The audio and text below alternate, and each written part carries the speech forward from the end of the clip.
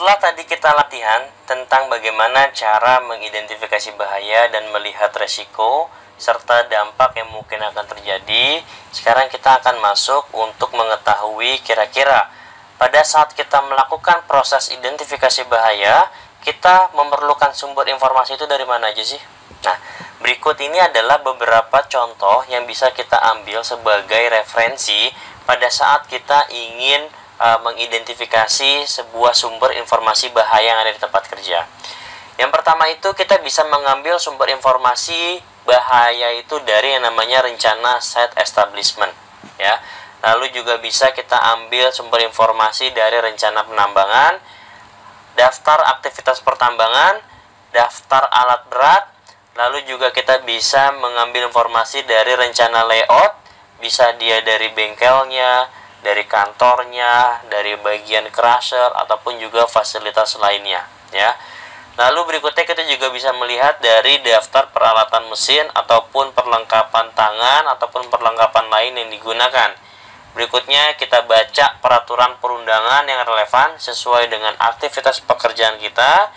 Lalu kita juga bisa melihat dari yang namanya SDS atau SDS, Material Safety Data Sheet, ya. Kita juga bisa mengambil sumber informasi bahaya dari yang namanya COP atau Code of Practice yang relevan dengan aktivitas pekerjaan atau bahan yang kita gunakan, ya.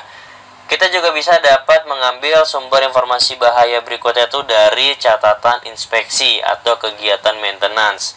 Bisa dari daftar bahan kimia berbahaya, ya. Bisa juga diambil dari laporan audit ataupun juga dari buku tambang yang dimiliki oleh perusahaan, ya.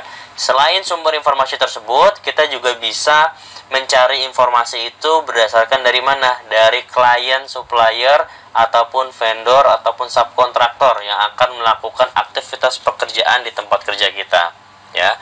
Dan juga ada sumber informasi lain, itu bisa dari safety committee meeting, dari catatan kejadian ataupun catatan kecelakaan yang sudah terjadi, serta kita bisa mengambil sumber informasi bahaya dari rekaman risk assessment yang sudah dibuat sebelumnya. Jadi itu adalah beberapa contoh sumber informasi bahaya yang bisa kita jadikan referensi pada saat kita melakukan yang namanya proses identifikasi bahaya. Sekarang kita masuk ke dalam konsep dasar penilaian resiko, ya. Kita mengenal yang namanya risk assessment atau penilaian resiko. Pada saat kita melakukan proses penilaian resiko, maka tahapan pertama yang harus dilaksanakan adalah kita melakukan yang namanya risk identification atau mengidentifikasi resiko. Risk identification ini dilakukan ketika kita sudah bisa menemukan identifikasi bahayanya, ya. Setelah kita bisa menemukan bahaya tempat kerja dari proses identifikasi bahaya, maka kita bisa melakukan identifikasi resiko. Setelah kita bisa mengidentifikasi resikonya, maka tahap berikutnya adalah kita melakukan analisa terhadap resiko tersebut, ya.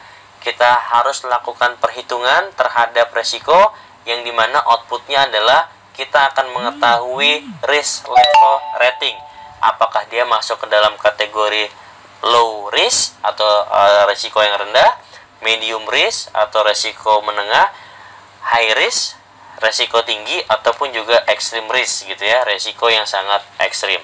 Nah, penentuan ini kita lakukan pada saat proses risk analysis. Setelah kita menemukan level resiko dari identifikasi yang sudah dilakukan di proses awal, maka tahap berikutnya adalah kita melakukan evaluasi terhadap resiko atau yang biasa kita kenal dengan namanya risk evaluation, ya. Jadi kita ulang lagi bahwa pada saat kita melakukan penilaian resiko atau pada saat kita melakukan risk assessment, maka kita harus mulai dari tahapan mengidentifikasi resiko. Setelah itu kita menganalisa resikonya, dan yang ketiga, yang terakhir itu adalah proses kita mengevaluasi resiko yang sudah ditentukan level resikonya. Bagaimana cara menghitungnya? Ini ya, banyak cara untuk kita bisa menghitung. Kita bisa menggunakan referensi yaitu di ISO 31000 tahun 2018 tentang panduan dalam melakukan manajemen risiko. Di dalam sebuah proses manajemen risiko ada yang namanya proses risk assessment atau menilai sebuah risiko. Nah, banyak metode yang bisa kita gunakan, banyak referensi yang bisa kita gunakan. Namun di dalam konsep kali ini kita akan coba ambil yang paling simpel. Bagaimana cara kita menghitung atau menilai sebuah risiko dari proses identifikasi yang sudah kita lakukan. Formula dasar dari sebuah perhitungan risiko itu, ya, di dalam slideshow ini ada rumusnya R. R itu adalah risk. Risk itu didapatkan dari P atau L dikali C atau S. P itu apa? P itu adalah probability, ya, atau biasa beberapa institusi dia menggunakan istilah L. L itu adalah likelihood, ya. Probability atau likelihood itu dikalikan dengan yang namanya C. C itu adalah consequence, ya. Sedangkan S, ya, S itu adalah severity. Jadi secara simpel yang namanya resiko itu adalah suatu proses, ya, untuk menilai kemungkinan dan juga dampak, ya. Jadi kita ulang bahwa resiko itu adalah perkalian antara kemungkinan dan juga dampak. Di dalam proses mengidentifikasi bahaya sebelum kita menilai resiko, kita bisa juga menggunakan sumber mengidentifikasinya atau sumber bantuannya itu menggunakan prinsip 4M1E, ya. 4M itu apa aja? 4M itu kita bisa lihat berdasarkan orang yang bekerja yang terlibat di dalam aktivitas proses pekerjaan tersebut, lalu ada material atau bahan apa saja yang dipergunakan, lalu ada mesin, ya, mesin yang dipergunakan atau mesin yang terlibat di dalam proses pekerjaan tersebut, metode kerja, ya, atau metode, dan yang terakhir E adalah lingkungan, ya. Jadi kita bisa melihat, ya, kita identifikasi orangnya yang bekerja siapa aja, lalu bahan yang dipergunakan apa saja, mesin yang terlibat apa saja, lalu bagaimana dengan metode kerja, dan yang terakhir bagaimana kondisi lingkungan tempat kerja kita, ya.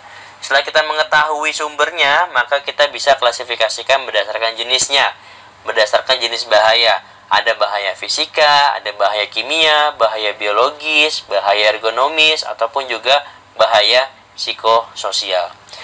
Setelah kita menemukan sumber dan juga jenis bahaya, maka kita masuk ke tahapannya adalah kita menilai resiko. Kita hitung kemungkinannya atau likelihoodnya. Terus juga kita hitung juga, kita cari tahu konsekuensinya. Setelah kita menilai resiko, maka tahap berikutnya adalah kita menentukan tindakan pengendaliannya. Tindakan pengendalian itu kita menggunakan hierarki pengendalian. Ada 5 hierarki pengendalian yang bisa kita gunakan. Yang pertama adalah dengan cara menghilangkan atau eliminasi. Lalu yang kedua itu dengan cara mengganti dengan memiliki nilai resiko yang rendah. Ya, artinya bahannya biasanya dia menggunakan solvent base, kita ganti dengan bahan yang water base.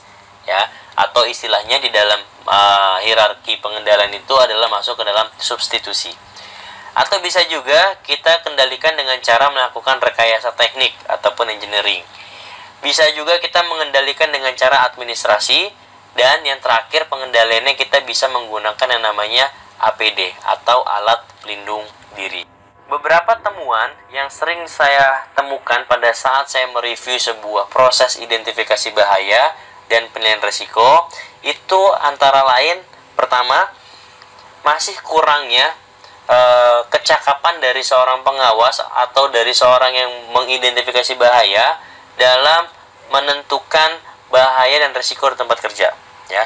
Jadi masih banyak tuh pada saat saya mereview sebuah hira, bahaya dan pengendalian itu suka nggak sesuai, ya.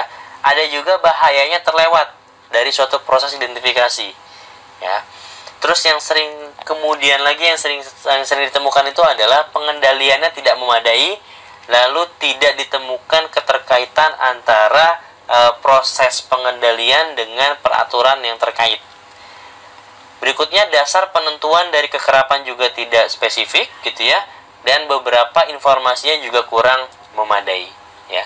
Ini beberapa yang sering ditemukan terkait dengan identifikasi bahaya dan penilaian risiko. Oleh karena itu, untuk menghindari hal-hal tersebut, kita perlu kembali lagi bagaimana cara kita mengidentifikasi bahaya. Ya, di slide sebelumnya sudah dijelaskan. Pada saat kita mengidentifikasi bahaya, kita lihat terlebih dahulu sumbernya. Sumber bahaya itu bisa berasal dari 4M1E. Bahaya bisa timbul itu bisa dari orangnya atau pekerjanya. Bahaya bisa timbul dari bahan yang dipergunakan. Bahaya bisa timbul dari mesin yang terlibat. Bahaya bisa timbul dari metode kerja yang digunakan, dan juga bahaya bisa timbul dari lingkungan tempat kerjanya. Ya. Nah, ketika kita sudah bisa melakukan kegiatan identifikasi bahaya, maka kita juga harus mengetahui beberapa istilah berikut. Ada istilah preventif, ada istilah detektif, ada istilah mitigatif. Apa yang membedakan? Preventif itu adalah pengendalian yang diterapkan untuk membantu mencegah masalah sebelum masalah tersebut benar-benar terjadi. Itu adalah definisi preventif. Kalau definisi detektif itu adalah pengendalian yang dirancang untuk menemukan suatu permasalahan. Sedangkan mitigatif adalah pengendalian yang dirancang untuk bisa meminimalkan keparahan jika insiden ini terjadi. Ya, jadi preventif, detektif, dan mitigatif itu adalah semuanya sama-sama pengendalian. Yang membedakan hanyalah bagaimana cara pengendalian tersebut. Kita ingin mengendalikan sebelum masalah tersebut terjadi, kita ingin mengendalikan setelah masalah tersebut ditemukan, gitu ya, atau kita ingin mengendalikan untuk meminimalkan keparahan jika insiden itu terjadi. Ya, ini terkait dengan pengendalian yang akan kita pergunakan atau akan kita lakukan untuk bisa meminimalisasi terjadinya resiko yang ada di tempat kerja.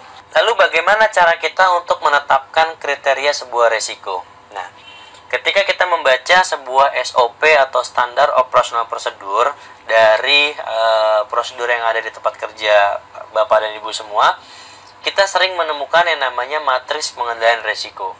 Di dalam matriks pengendalian resiko, kita mengenal ada beberapa contoh, gitu ya. Nah, kebetulan yang saya masukkan ini adalah contoh perkalian 5x5, di mana ada 5 kategori frekuensi dan ada 5 kategori konsekuensi. Ya, sebenarnya boleh nggak kita menggunakan perkalian yang lain? Jawabannya adalah boleh. Semua disesuaikan dengan kebutuhan yang ada di perusahaannya masing-masing. Ya, yang saya pergunakan di sini contohnya adalah frekuensi dan konsekuensi dengan perkalian 5x5. Ya, maka kita akan menemukan kode warna. Ya, ada 4 kode warna, ada 4 kode warna seperti warna hijau, warna kuning, warna merah, dan juga warna merah pekat. Artinya apa? Artinya ketika kita menemukan sebuah tindakan, apabila kita menemukan sebuah resiko yang dimana ketika kita hitung frekuensinya itu ada di angka 1 dan juga konsekuensinya di angka 1, maka ketemu dia berada di kolom warna hijau. Artinya bahwa aktivitas tersebut resikonya adalah rendah. Jika kita menemukan perkaliannya itu ditemukan di kolom yang berwarna kuning, maka kita kategorikan bahwa resiko tersebut adalah sedang. Sedangkan yang berwarna merah itu kita menemukan bahwa resiko tersebut adalah tinggi, dan merah pekat itu adalah ekstrim. Ya. Jadi inilah contoh bagaimana cara kita menetapkan sebuah kriteria resiko, ya. Nah, lalu bagaimana? Di kolom bawah itu ada yang namanya GM approval, ada namanya manager department approval, ya. Ada pengawas atau juga tidak dibutuhkan eskalasi lebih lanjut. Maksudnya adalah ketika kita menemukan suatu proses kerja atau kita menemukan suatu aktivitas pekerjaan dan nilai resikonya rendah, maka itu sebenarnya tidak dibutuhkan eskalasi lebih lanjut. Artinya apa? Artinya bahwa aktivitas tersebut masih bisa diterima. Namun, jika kita menemukan tingkat resikonya sedang, maka pengawas yang di lapangan atau level supervisor ataupun level superintendent harus segera melakukan tindakan action terhadap resiko tersebut. Jika ditemukan resikonya tinggi, maka diperlukan yang namanya tindakan dari seorang manajer. Ya. Begitupun juga dengan GM. GM itu akan melakukan tindakan pengendalian jika memang ditemukan tingkat resiko yang ekstrim. Ini contoh terkait dengan penetapan kriteria resiko. Kita bisa lihat di masing-masing perusahaan ketika kita baca sebuah prosedurnya atau SOP terkait dengan bagaimana cara untuk menentukan proses identifikasi bahaya, proses penilaian resiko, dan proses pengendaliannya. Nah, ini tabel untuk menjelaskan dari angka nomor 1 sampai dengan angka nomor 5 ya. Tidak semuanya harus terpaku oleh satu standar. Karena apa? Karena ketika kita berbicara atau kita membuka standar ISO 31000 tahun 2018, di sana tidak ditemukan kriteria atau tidak meminta kriteria bahwa ini yang harus digunakan. Angka 1 itu definisinya adalah A. Angka 2 definisinya adalah B. Angka 3 definisinya C. Tidak, ya. Yang menentukan definisi kriteria itu adalah perusahaan atau organisasi yang akan menentukan proses identifikasi bahaya dan proses penilaian resiko.